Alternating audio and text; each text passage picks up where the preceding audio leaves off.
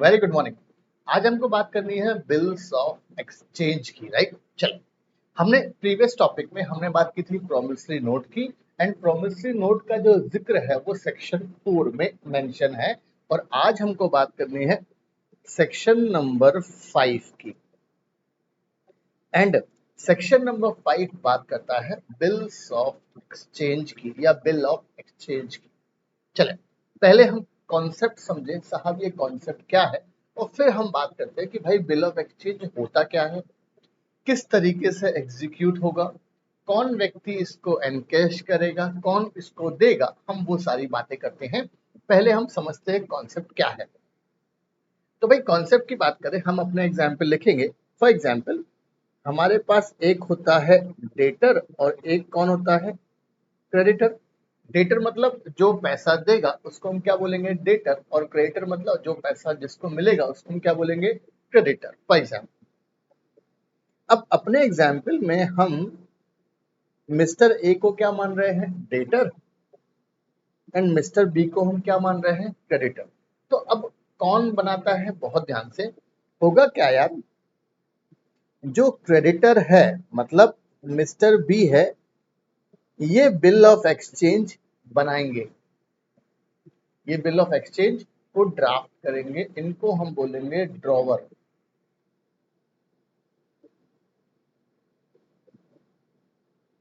इस पर्सन को हम क्या बोलेंगे, ड्रॉवर। ये बिल ऑफ एक्सचेंज को ड्राफ्ट करेंगे, बिल ऑफ एक्सचेंज को बनाने के बाद ये भेजेंगे डेटर के पास, डेटर मतलब मिस्टर ए के पास।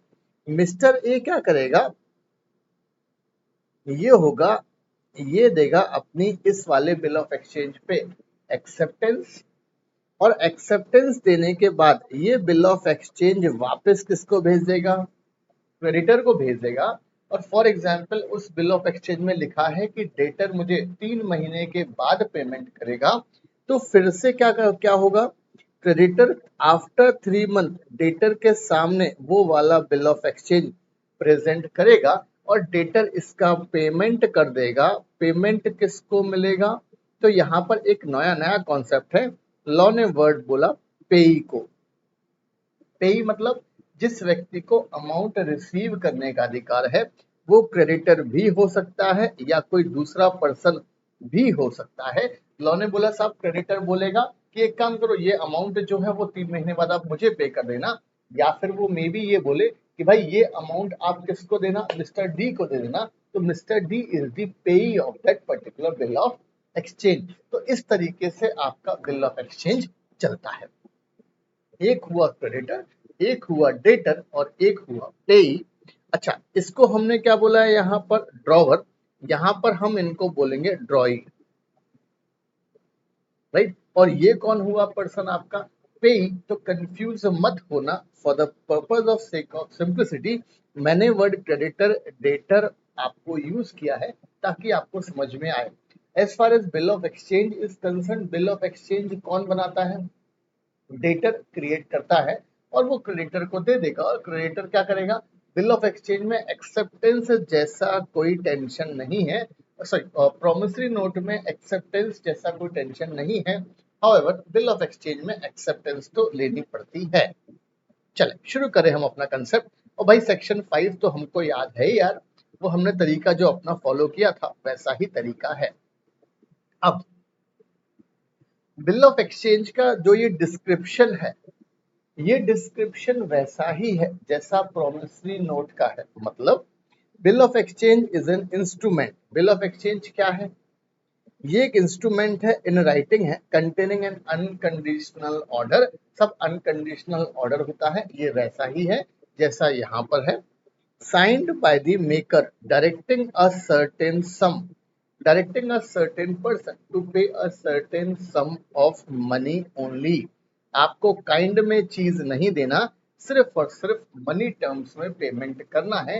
यही चीज लगभग किस में थी, आपकी प्रोमिसरी नोट में थी।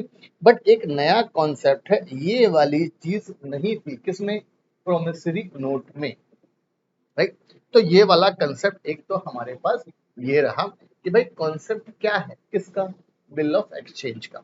आगे to order of the certain person और टू द बियरर, मतलब या तो वो आपका स्पेसिफिक व्यक्ति को देना है, मतलब आपका वो, या फिर आपको किसी बियरर को देना है, मतलब जिसके पास वो इंस्ट्रूमेंट है उस व्यक्ति को आपको देना है। सब ये दोनों तरीके का हो सकता है।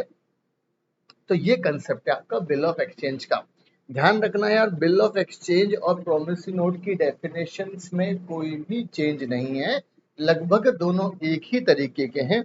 सिर्फ और सिर्फ बिल ऑफ एक्सचेंज में ये बीच में एक नया वर्ड शब्द, नया 4-5 वर्ड जुड़ जाते हैं, directing a certain person to पे।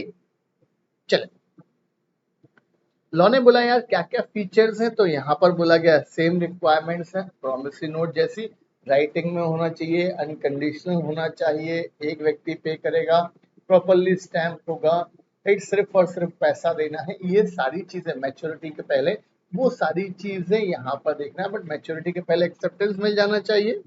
आगे जब हम बिल ऑफ एक्सचेंज की बात करते हैं तो यहाँ पर कितनी पार्टीज होती हैं? 3 पार्टीज, सॉरी प्रोमिसरी नोट में 2 parties and bill of exchange में 1, 2, 3। प्रोमिसरी नोट में 2 पार्टी, डेटर क्रेडिटर, डेटर क्या करता है? मेकर ऑफ द इंस्ट्रूमेंट होता है, और पैसा जिसको मिलता है उसको हम क्रेडिटर बोलते हैं प्रोमिसरी नोट में। तो प्रोमिसरी नोट में कितनी पार्टीज होती हैं? 2 पार्टी, डिफरेंस बिटवीन पढ़ेंगे तो वहां पर लिखना पड़ेगा। बिल्स ऑफ एक्सचेंज में कितनी पार्टी होती हैं? 3 पार्टीज, राइट, बहुत ध्यान से। एक होता है ड्रॉअर, ड्रॉई, पेई। ड्रॉ मतलब the maker of a bill of exchange. तो हमने देखा है भाई यहाँ पर मेकर कौन होता है यार? क्रेडिटर्स में मेकर होते हैं यहाँ पर drawee, the person directed by the drawer to pay. भाई डायरेक्शन दिया है क्रेडिटर ने कि भाई तुझे अमाउंट पे करना है, इस कॉल्ड द ड्रॉई। ऐसे व्यक्ति को हम क्या बोलेंगे यार? ड्रॉई।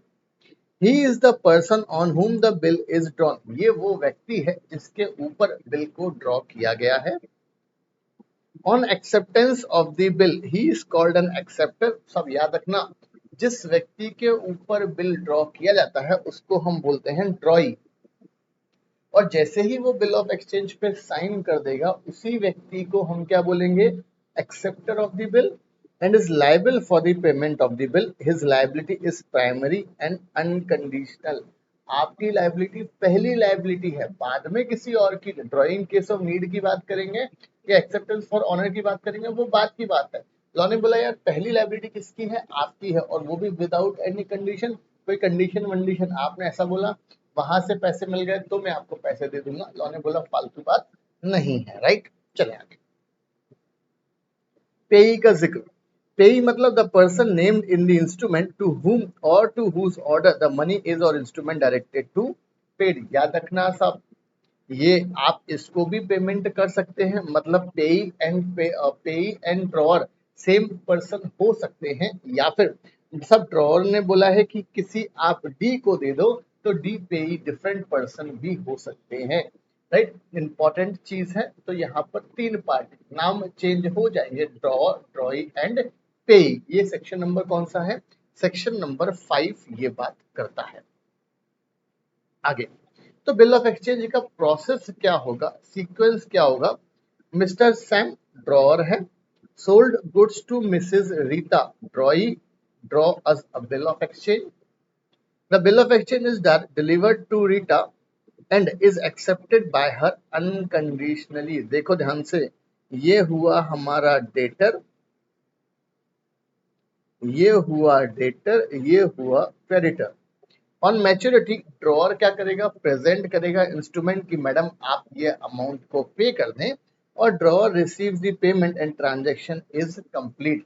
तो इस तरीके से आपका बिल ऑफ एक्सचेंज का पूरा प्रोसेस घूमता है, राइट। समझ में आया? एक्सप्लेनेशन।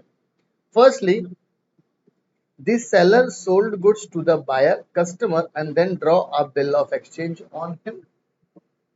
मतलब क्रेडिटर अपने गुड्स बेच देता है और सामने वाले के ऊपर एक बिल ऑफ एक्सचेंज को ड्रॉ कर देता है। The bill of exchange is delivered by the buyer who accept it without any condition.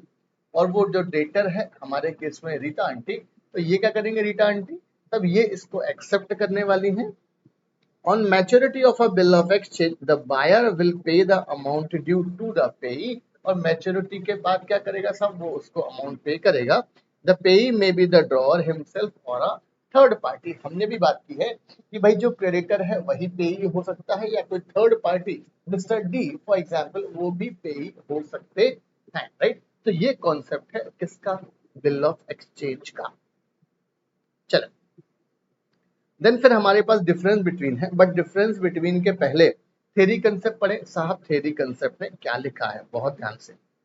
तो इन्होंने बोला यार bill of exchange, a bill of exchange is an instrument. बहुत बढ़िया, ये क्या है, एक इंस्ट्रूमेंट है। क्यों, राइट्स एंड लायबिलिटीज क्रिएट होंगे, राइटिंग में देना है, वर्बली की हम कभी बात नहीं करेंगे साहब। Containing N unconditional order without any condition. आप ऐसा नहीं बोलोगे मैं इंदौर आ गया तो मैं पेमेंट कर दूंगा, मैं दिल्ली पहुंच गया पेमेंट मिल जाएगा, मिस्टर एक्स से पेमेंट मिल गया तो हो जाएगा, तब शादी होगी तो मिल जाएगा। बट याद रखना अगर डेथ का केस है तो डेथ तो सर्टेन है, वो कंडीशन नहीं मानी जाती है, याद रखना एग्जाम में। Signed by the maker directing a certain person to pay a certain sum of money only to or to the order or the bearer of the instrument। Specimen किस तरीके का होता है वो हम बात करें। Specimen of bill of exchange, mister A drawer 48 MP Nagar Bhopal, MP में एमपी नगर भोपाल है सब, फॉर एग्जाम्पल डेट डली है 10,000 रुपए का पूरा इंस्ट्रूमेंट है। 4 month after date, 4 month after date मतलब ये पे टू बी, बी कौन है भाई, पेई है, a sum of rupees 10,000 for value received to mister C drawee. Drawee मतलब ये हो गया डेटर, ये हो गए साहब हमारे क्रेडिटर। और सिग्नेचर कर दिया मिस्टर ए ने, राइट, यहाँ पर लिख दिया। और सो ये इस तरीके से आपका बिल ऑफ एक्सचेंज एग्जीक्यूट हो जाता है, राइट। चलो parties to the bills of exchange क्या क्या है साहब। मेकर मतलब, ड्रॉअर मतलब, the maker of the bill of exchange हम सिंपल वर्ड में यूज करें। एग्जाम में आपको ये क्रेडिटर डेटर वगैरह वगैरह नहीं लिखना, ये सिर्फ और सिर्फ आपके समझने के लिए मैंने मेंशन किया है। ड्रॉई, ड्रॉई मतलब the person directed by the drawer to pay is called the drawee. He is the person on whom the bill is drawn. ये वो व्यक्ति है जिसके ऊपर बिल को ड्रॉ किया गया है। On acceptance of the bill, he is called an acceptor and is liable for the payment of the bill. His liability is first primary liability है, अनकंडीशनल लाइबिलिटी है, तो ये हो गया हमारा डेटर। पेई, the person named in the instrument to whom or to whose order the money is or by the instrument directed to be paid। मतलब ये व्यक्ति कौन है, रिसीवर ऑफ द अमाउंट। पेई ड्रॉअर हो सकता है और नहीं भी हो सकता है। आगे फीचर्स क्या है यार, वही सारे फीचर्स हैं जो प्रोमिसरी नोट के फीचर्स होते हैं भाई। राइटिंग में होना चाहिए, express order to pay, right, definite and unconditional की बात है, साइन करेगा the drawer must sign the instrument, वो भी होना चाहिए। Drawee drawee payee must be certain, अपनी एक्सेप्टेंस देंगे ये। ऑल दीज थ्री पार्टीज में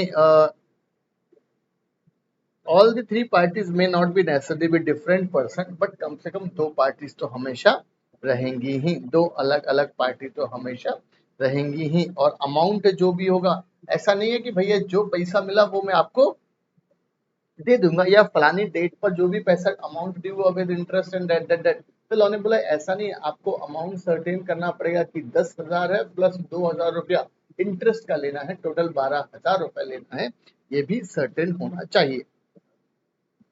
the order must be to pay, सिर्फ और सिर्फ क्या देना है साहब, आपको पैसा ही देना है। आपको ऐसा नहीं बोलना है भाई मैं आपको ये नहीं, मैं आपको काइंड में अपनी एक्टिवा दे दूंगा। लॉ ने बोला एक्टिवा अपने पास रखो और प्रॉपरली स्टैम्प होना चाहिए। प्रॉपरली स्टैम्प के लिए याद करें साहब, हमने कुछ कुछ प्रिजम्पशंस पढ़े थे और प्रिजम्पशंस का जिक्र कहाँ है, section 118 of the negotiable instrument, कि भाई प्रिजम्पशंस क्या क्या होते हैं नेगोशिएबल इंस्ट्रूमेंट के, याद करें, पेज टर्न करें, 7 प्रिजम्पशंस मिलेंगे आपको। आगे प्रोसेस क्या होता है, तो वही है साहब, सेम है। आपने गुड्स दिए, बिल्स ऑफ एक्सचेंज दिया साथ में, वो डिलीवर हुआ, मैच्योरिटी पे पेमेंट कर दिया, ट्रांजेक्शन हो गया कंप्लीट आपको पेमेंट रिसीव होने के बाद, राइट। ये हमने ऑलरेडी बात कर ली है। चले अब हम डिफरेंस बिटवीन देखें भाई, डिफरेंस बिटवीन क्या है, किस किस के बीच में, इन दोनों के बीच में, promissory note and bill of exchange में। एग्जाम के हिसाब से बात करें, सब थोड़ा सा इंपॉर्टेंट है, वैसे तो मुझे पता है सब आप लिख लोगे डिफरेंस बिटवीन कि इन दोनों में क्या है, बट फिर भी एक बार पढ़ने में हर्ज नहीं है। चले डेफिनेशन की बात करें, डेफिनेशन सेक्शन 4 सेक्शन 5 में मेंशन है, A promissory note is an instrument in writing, देखो ये भी है in writing, not being a bank note or a currency note, containing an unconditional undertaking, unconditional order, right? अच्छा, यहाँ पर वर्ड यूज करा है अंडरटेकिंग और यहाँ पर वर्ड यूज करा है ऑर्डर।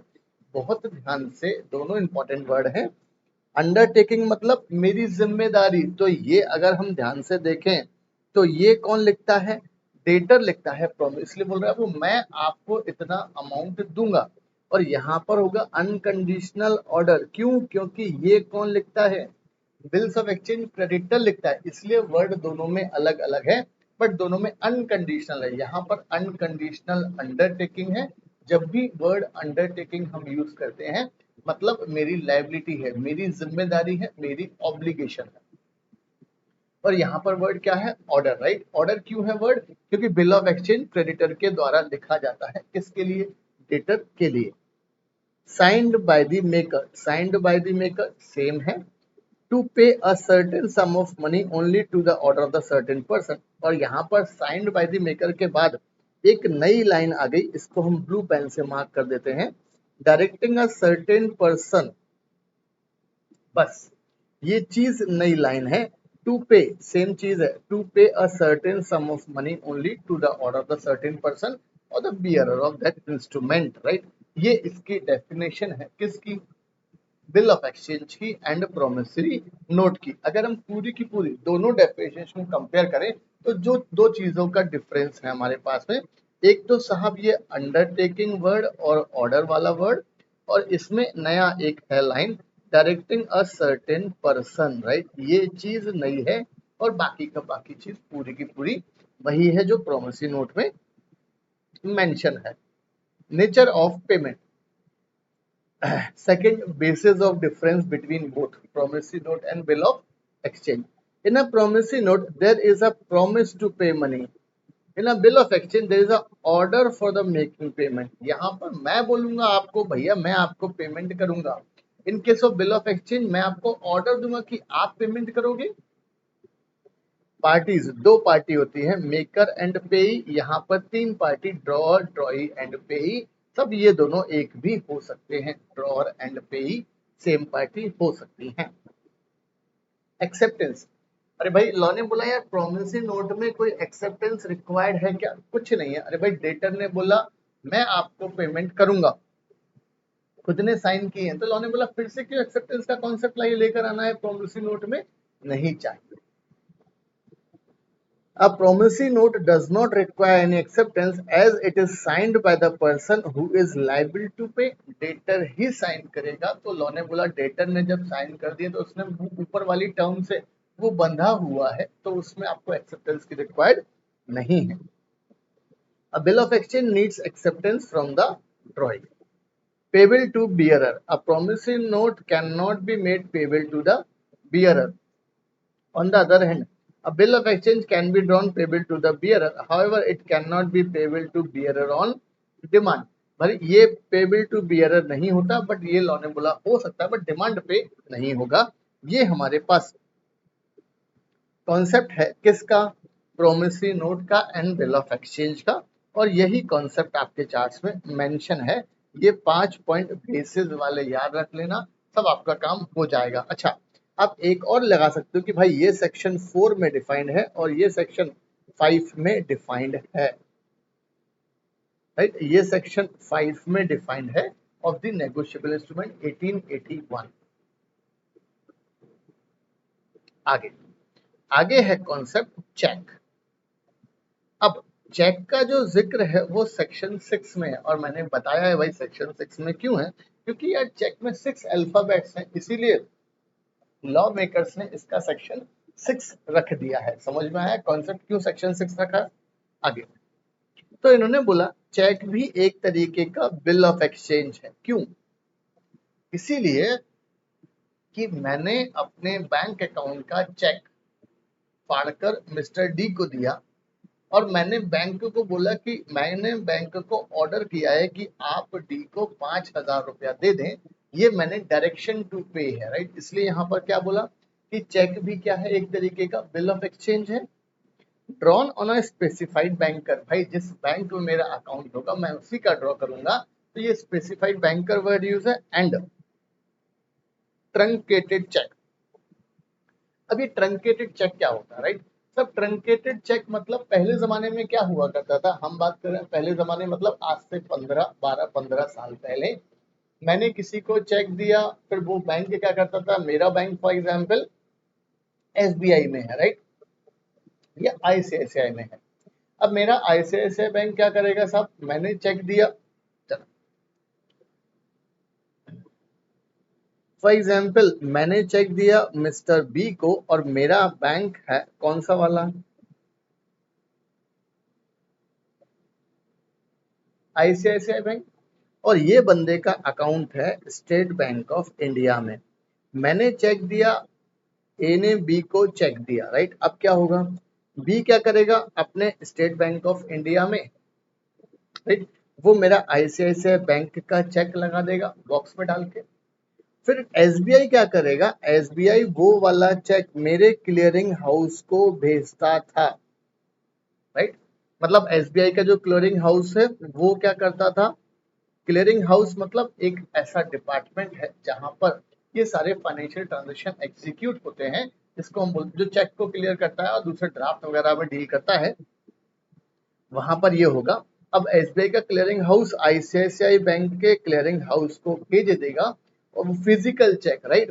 तो फिजिकल चेक जब भेजा है तो बाद में वो पूरा वेरीफाई करता है कि हाँ ये वाले पर्टिकुलर चेक पे ए के साइन बिल्कुल ठीक है, क्रॉस चेक है, डेट 3 महीने के अंदर डली है, अमाउंट और मैच कर रहा है, यहाँ पर वर्ड्स एंड फिगर को मैच कर रहा है, सब चीजें चेक करेगा। अकाउंट में पैसा है ए के 5,000 रुपया, और अकॉर्डिंगली आपका चेक क्लियर होता। तो पहले 7 दिन से लेकर 10 दिन लगा करते थे, हम बात कर रहे हैं before 10 to 12 years before, right. अब लॉ में क्या आ गया यार, बहुत सिंपल कॉन्सेप्ट आ गया। सब उन्होंने तो लेके आपने चेक लगाया यहाँ पर आईसीआईसीआई बैंक का, मैंने चेक दिया तो मिस्टर बी को, बी ने चेक अपने एसबीआई में लगाया, एसबीआई वालों उसको स्कैन करते हैं, उस चेक को स्कैन करते हैं, सॉफ्टवेयर में अपलोड करेंगे, वो वहां से मेरे क्लियरिंग हाउस को दिख जाएगा, और क्लियरिंग हाउस को दिख गया, वो सब चीजें उसने चेक कर ली, ये सारा का सारा प्रोसेस, और अकॉर्डिंगली पैसा आ गया। मैक्सिमम 24 से 48 आवर्स में नॉर्मली आजकल पेमेंट आ जाता है चेक का क्लियरेंस का, राइट। ये होता है ट्रंकेटेड कॉन्सेप्ट। चले, तो ट्रंकेटेड कॉन्सेप्ट की बात करें यार, क्या क्या है ट्रंकेटेड में वो हम बात करें। चले, अब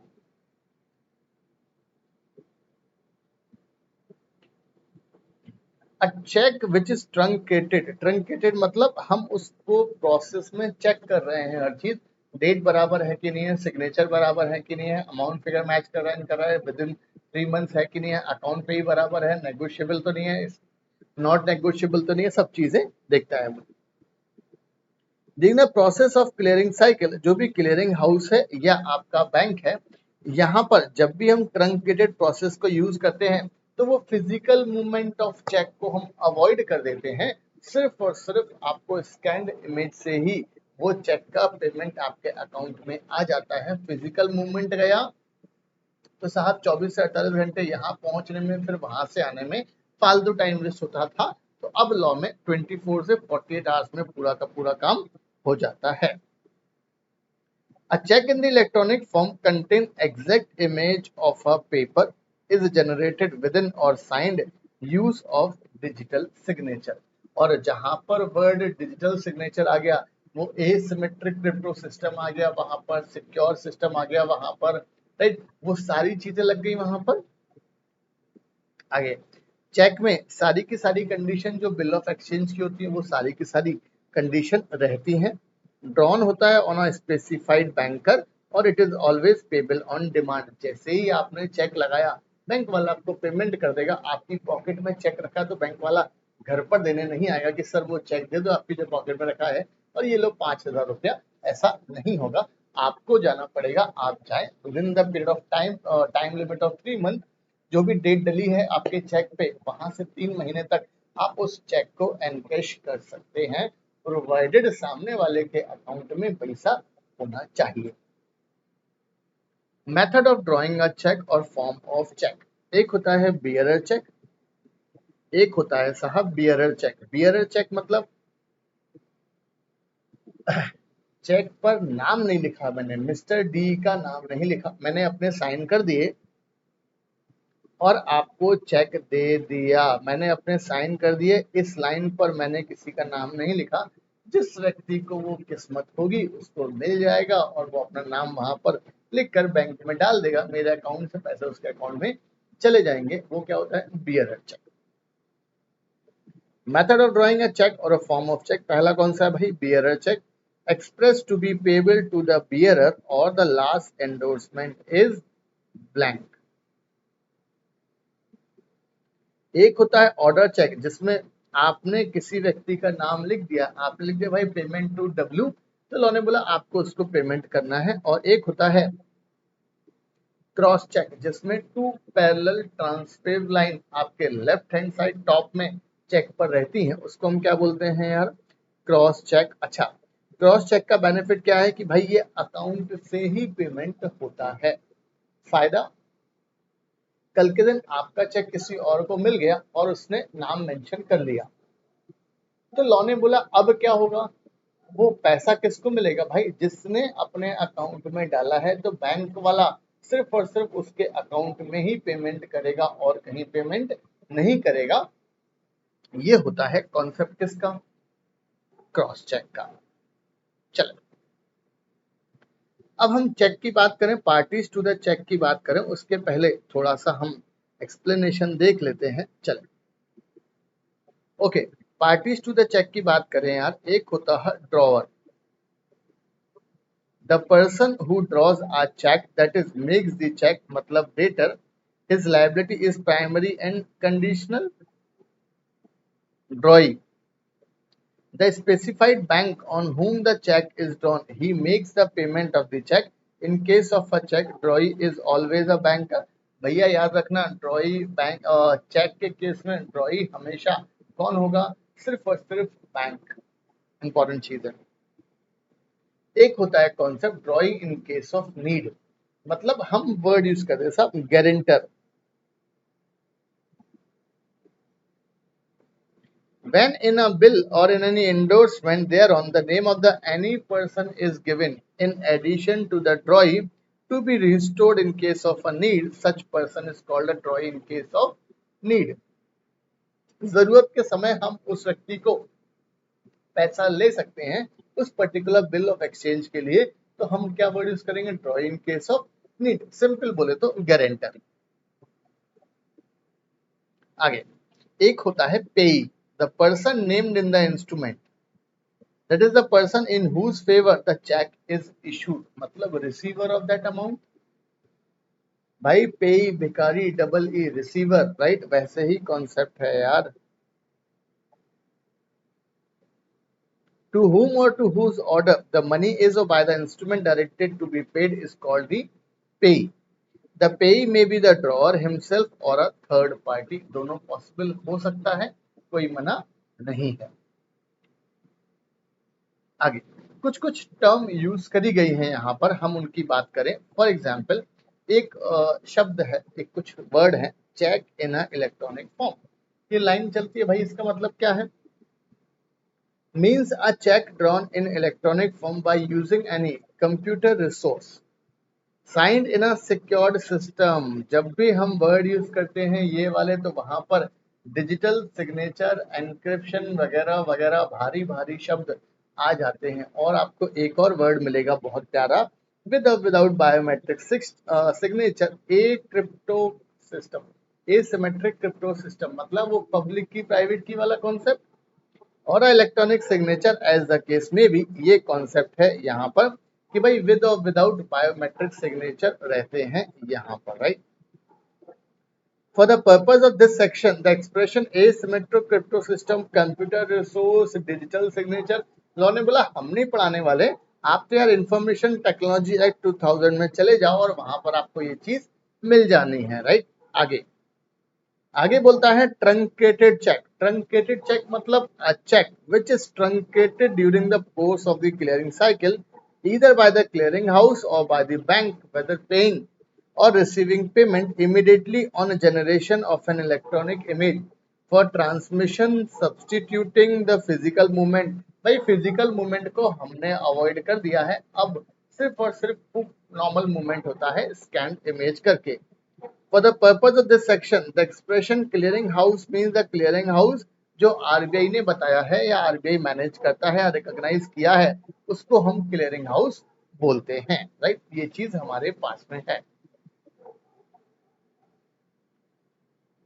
अब चेक की बात करें, यहाँ चेक का कॉन्सेप्ट जो है वो सेक्शन 6 में है, बहुत ध्यान से। तो उन्होंने बोला cheque is a bill of exchange drawn on a specified bank, right. हमेशा याद रखना ड्रॉई कौन होगा इन केस ऑफ चेक में, आपका सिर्फ और सिर्फ बैंक होने वाला है। Not expressed to be payable otherwise than on demand, and it includes the electronic image of a truncated check and a check in the electronic form। आगे यहाँ पर ये चेक है, बिल ऑफ एक्सचेंज है, drawn और specified banker, payable on demand. Payable on demand मतलब it should be payable whether the holder chooses to present it to the drawee the banker। मतलब wherever जब वो उसने सोच लिया कि भाई मुझे प्रेजेंट करना है बैंक में, बैंक वाला आपका पेमेंट कर देगा। The expression banker includes any person acting as a banker and any post office saving bank account।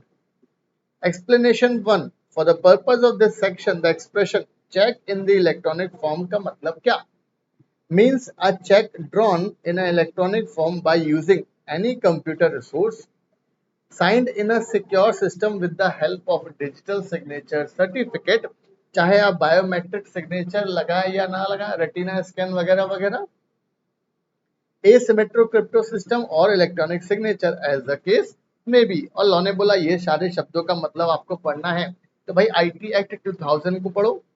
Truncated cheque means a check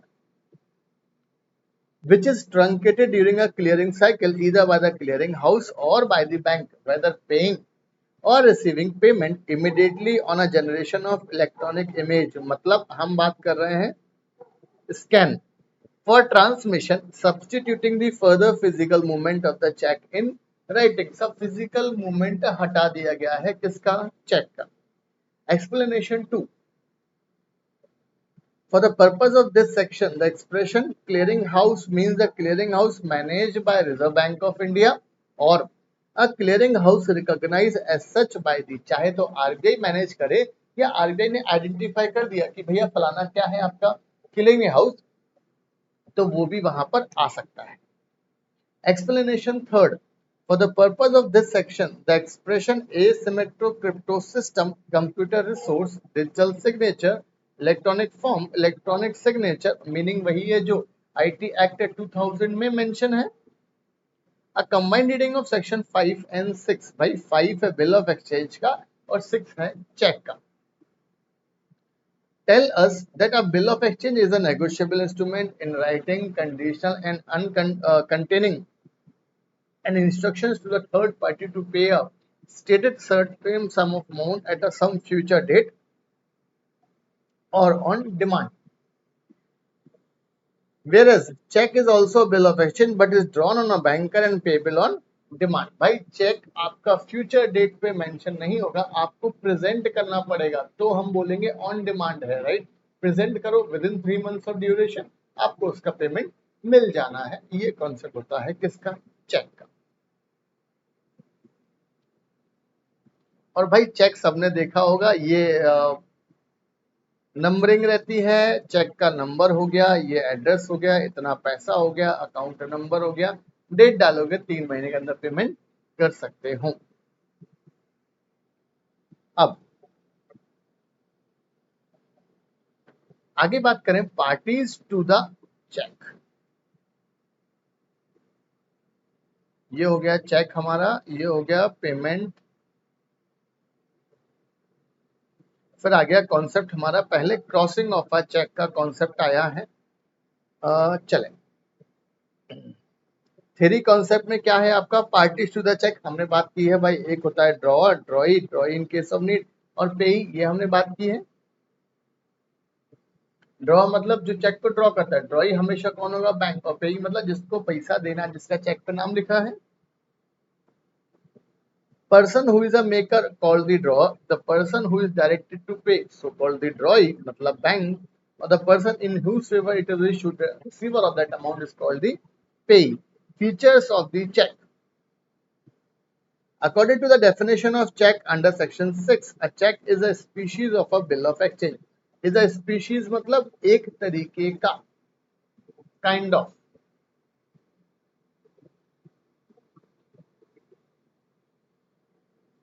Thus it should fulfill पहला all the features of a bill of exchange. तो law ने बोला भैया ये सारे के सारे features bill of exchange के फुलफिल करता है।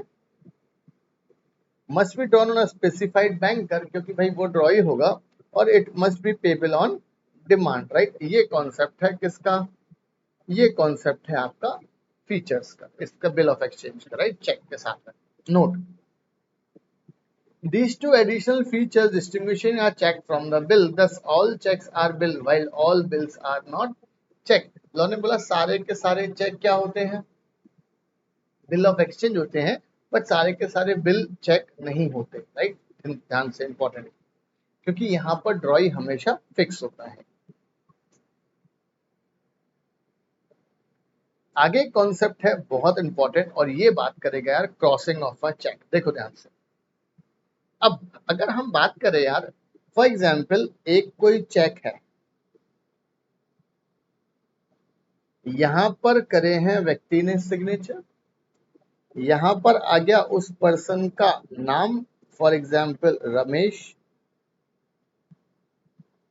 यहां पर आ गई है डेट, यहाँ पर अकाउंट नंबर लिखा रहेगा, और यहाँ पर चेक का नंबर लिखा रहेगा, और यहाँ पर अमाउंट इन फिगर्स, और यहाँ पर अमाउंट इन वर्ड्स। ये कॉन्सेप्ट रहता है बेसिकली।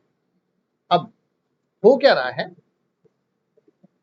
अगर मैंने ऐसा चेक किसी को दिया, फॉर एग्जाम्पल मैंने एज इट इज ये चेक रमेश को दे दिया, इस चेक को हम बोलते हैं ओपन चेक। बहुत ध्यान से, इस चेक को हम क्या बोलते हैं, ओपन चेक। ओपन चेक मतलब रमेश इस वाले चेक को बैंक में, मतलब मेरा अगर आईसीआईसीआई बैंक में अकाउंट है, तो रमेश क्या करेगा, सब आईसीआईसीआई बैंक में जाएगा, वहां पर ये वाला चेक को प्रेजेंट करेगा, और उतना अमाउंट विड्रॉ कर लेगा। बैंक वाला क्या करेगा, for the purpose of transparency, वो पीछे आपसे साइन करवा लेगा रमेश से, और उतना 5,000 रुपए निकाल कर वो रमेश को दे देगा। ये हुआ आपका ओपन चेक, करेक्ट। अब एक होता है क्रॉस चेक, होता कैसे है, यहां पर होंगे सिग्नेचर, यहाँ पर मेंशन होगा अमाउंट 5,000 रुपए, यहाँ पर डली होगी डेट, सारी चीजें सेम है, यहाँ पर नाम रमेश का, यहाँ पर अमाउंट इन वर्ड्स रहेगा, और यहाँ पर चेक नंबर और अकाउंट नंबर की इंफॉर्मेशन। अब बहुत ध्यान से, यहाँ पर क्या हुआ, मैंने इसको दो लाइनें खींच दी यहाँ पर, और जैसे ही मैंने ये दो लाइनें खींची हैं, राइट, अब ये ओपन चेक नहीं रहा, ये हो गया आपका क्रॉस चेक। अब ये ओपन चेक नहीं रहा, अब क्या हो गया, ये सब ये दो लाइनें खींचने के चक्कर में अब इसको हम बोलेंगे क्रॉस चेक। और ये क्रॉस चेक का मतलब, ये वाला चेक तो रमेश के बैंक अकाउंट में ही पेमेंट होगा।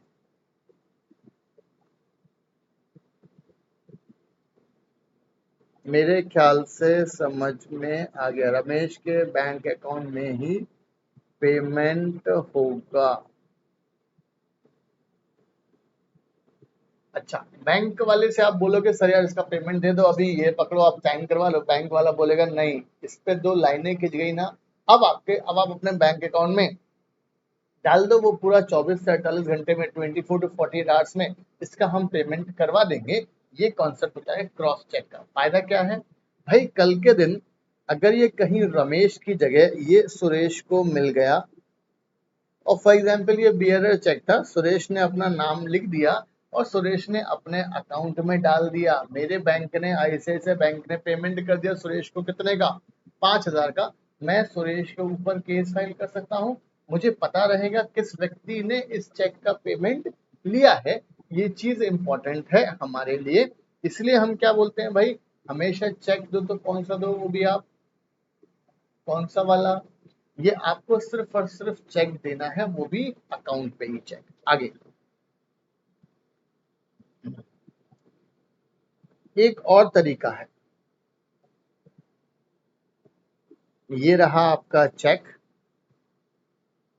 यहाँ पर है बंदे के साइन, यहाँ पर लिखा है 5,000 रुपए, और यहाँ पर डली है डेट, और यहाँ पर लिखा है साहब रमेश, और यहाँ पर इन फिगर वर्ड्स में है, और यहाँ पर चेक नंबर है, यहाँ अकाउंट नंबर लिखा है, और आपने लेके यहाँ पर अकाउंट पे ही कर दिया, राइट। अकाउंट पे ही बोले, क्रॉस बोले। अब ध्यान से, यहाँ पर आपने क्या किया, यहाँ पर आपने लिख दिया, फॉर एग्जाम्पल ये लाइन के बीच में लिख दिया आईसीआईसीआई द्वारका ब्रांच। इसका मतलब ये है कि ये वाले बैंक, ये वाले चेक का पेमेंट सिर्फ और सिर्फ आईसीआईसीआई बैंक की दिल्ली में जो द्वारका में ब्रांच है, सिर्फ वही पेमेंट करेगी। नरीमन पॉइंट वाली, बंबई वाली ब्रांच पेमेंट नहीं कर सकती। चांदनी चौक दिल्ली वाली, चांदनी चौक पराठे वाली भाई, चले चांदनी चौक ब्रांच इसका पेमेंट नहीं कर सकती, राइट। लक्ष्मी नगर वाली ब्रांच इसका पेमेंट नहीं कर सकती। सिर्फ और सिर्फ इस वाले का पेमेंट कौन, सॉरी, इस वाले का पेमेंट कौन करेगा, द्वारका वाली ब्रांच ही पेमेंट करने वाली है, राइट। ये होता है इसका, इसको हम क्या बोलेंगे, ये अच्छा, ये जो क्रॉस किया गया इसको हम बोलेंगे जनरल क्रॉस है,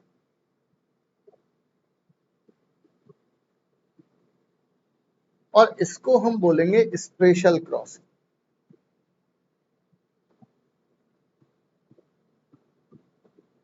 राइट। जनरल क्रॉसिंग मतलब आपने सिर्फ 2 लाइनें खींच दी सब, उसको हम क्या बोलेंगे, आपका जनरल क्रॉसिंग। कोई भी बैंक इसका पेमेंट कर सकता है, ICICI bank. But special crossing मतलब आपने वो पर्टिकुलर बैंक का नाम लिख दिया वहां पर, तो ब्रांच का नाम लिख दिया, तो वही ब्रांच पेमेंट करेगी, और कोई पेमेंट नहीं कर सकता। चले ध्यान से पढ़ते हैं भाई, क्रॉसिंग का मतलब क्या। तो सेक्शन 123 से लेकर 123 से लेकर 131 में क्रॉसिंग ऑफ अ चेक का जिक्र है। एक बात तो ये है हमारे पास, राइट। आगे there are 2 types of crossing, एक होता है सब ओपन चेक और एक होता है क्रॉस चेक। ओपन चेक मतलब जिस पर अकाउंट पे ही लाइन नहीं लिखी रहेगी। A cheque which can be presented to the banker and can be paid at the counter, आप काउंटर पे खड़े रहो, आपको पेमेंट मिल जाएगा आधे घंटे में, is called an open cheque. उस चेक को हम क्या बोलते हैं, ओपन चेक।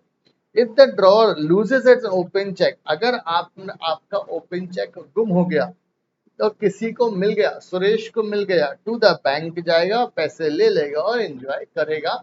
आप उसको रोक नहीं सकते। सब रोकने के लिए फोन में लगाओ, सब कुछ काम करो, नहीं पता पैसा निकल गया तो गया। The finder may also transfer it to the holder in due course who is entitled to the money represented by the cheque. जो भी फाइंडर है वो एचआईडीसी को भी ये चेक दे सकता है। In order to prevent the loss incurred by one open check getting into the hands of the wrong person, तो लॉ ने बोला भाई आप चेक को क्रॉस करो, तभी ये crossing of a cheque picture में आया है। When a check bears across its face 2 parallel transverse line, the check is said to be crossed. The lines are usually drawn on the left hand top corner but may be drawn anywhere. Normally हम कहाँ drawn करते हैं भाई, ये आपका check left hand side में ऊपर की तरफ ड्रॉ होता है, लॉ ने बोला कहीं भी कर दो, बट जनरली कहाँ जाता है, प्रथा कहाँ पर है चेक करने की? भाई बैंक वाले इतने होशियार नहीं है, बोलेंगे ये क्या कर दिया। अब meaning of a crossing, crossing of a cheque means हमने इंस्ट्रक्शंस दिए ड्रॉई को, ड्रॉई मतलब बैंक को, द मतलब that is the paying bank that the payment is not to be made at the counter but through a bank. Object of crossing, a crossing is a warning to the bank not to make payment of the cross check over the counter। हमने warning दिया bank को, देख भाई तू इसका counter पे payment मत करना। Crossing operates as a caution to the paying banker, उसके लिए एक सावधान रहेगा। Crossing affects the mode of payment of a cheque, बिल्कुल अफेक्ट होता है भाई। ओपन चेक में तो काउंटर पे गए पैसा ले लिया, बट क्रॉसिंग में आपके अकाउंट में पेमेंट आता है। तो crossing affects the mode of payment of a check. An open or uncrossed check is payable to the payee or the holder at the counter of the bank. In such a case, if a wrong person takes away the payment of a check, it is difficult to trace him. Open check में ये समस्या। The payment of a cross check can be obtained only through a banker. Thus, crossing is a mode of assuring that कि भाई वो payment सही हाथों में गया है जिसको अधिकार था। Crossing does not affect the transferability और नेगोशिएबिलिटी, लॉ ने बोला क्रॉसिंग से और कोई फर्क नहीं पड़ेगा, सिर्फ और सिर्फ जिस व्यक्ति को पैसा मिलना था उस व्यक्ति को ही पैसा मिलेगा, ये ऑब्जेक्टिव होता है क्रॉसिंग का। A crossed check can be negotiated just the same way as an open check. A person acquiring a cross check in a good faith becomes his HIDC holder in due course, just as in case of open check. Crossing is a material alteration, बिल्कुल भाई material alteration हुआ, क्यों? अब उसका तरीका payment का change हो गया, अब आपको काउंटर पे पेमेंट नहीं मिलेगा, आपको सिर्फ और सिर्फ कहाँ मिलेगा पेमेंट, आपको सिर्फ और सिर्फ आपके अकाउंट में पेमेंट मिलेगा। By crossing of cheque by the holder does not have any way effect his rights in respect of the cheque. Section कौन सा है यार? 127 है, 125 है हमारे सामने। आगे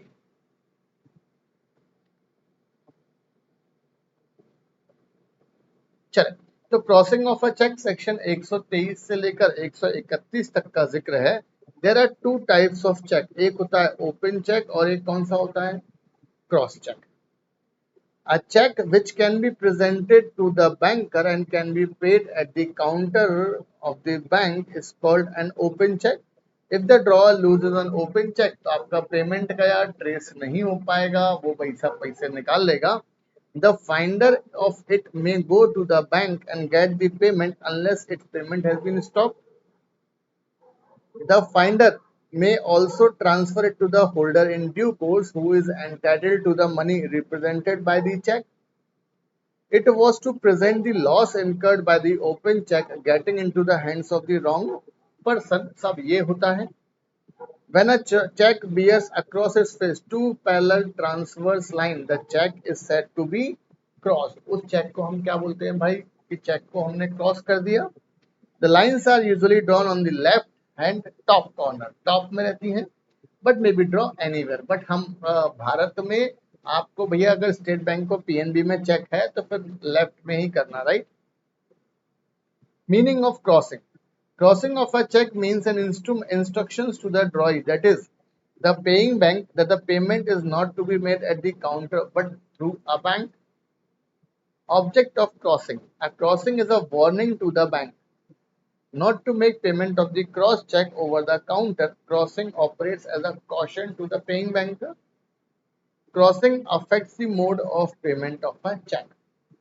An open or uncrossed check is payable to the payee or holder at the counter of the bank.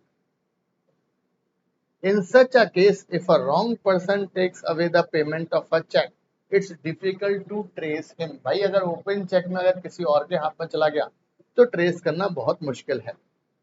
Crossing does not affect the transferability और नेगोशिएबिलिटी, लॉ ने बोला क्रॉसिंग से ट्रांसफरेबिलिटी नेगोशिएबिलिटी पे कोई फर्क नहीं पड़ता, और क्रॉसिंग एक तरीके का मटेरियल ऑल्टरेशन है, ये आपको ध्यान में रखना है। और ये है हमारा क्रॉसिंग ऑफ अ चेक। अभी तो बहुत सारे तरीके का, भाई बहुत सारे तरीके का क्रॉसिंग चेक होता है। एक होता है आपका सब जनरल क्रॉसिंग, एक होता है आपका स्पेशल क्रॉसिंग, एक होता है रिस्ट्रिक्टिव क्रॉसिंग, राइट। अलग अलग तरीके की क्रॉसिंग होती है चेक में।